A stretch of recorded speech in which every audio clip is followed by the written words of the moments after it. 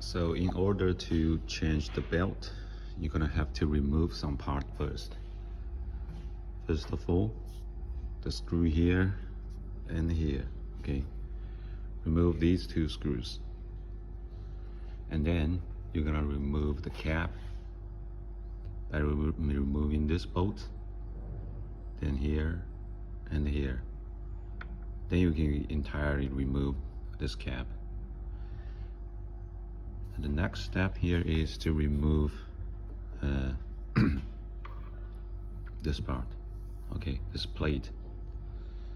So what you're gonna do is, as you can see, the plate is bolted down by this screw and the bearing here. So you're gonna get a Allen key to go through here, or you can use a long screwdriver.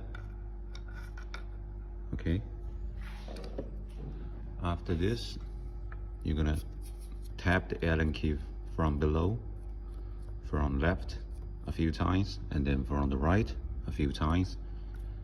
After you tap, the plate will start wiggle, and then you can remove the plate. Don't forget, remove these bolts first, okay? The screw here, the bolts, then use a Allen key to tap below to wiggle the plate. Then completely remove it, and then after that you can get your belt. And the circumference of this belt is 885. This is exactly the same with this one, so no problem. Okay, so just let me know if there's anything that you don't understand.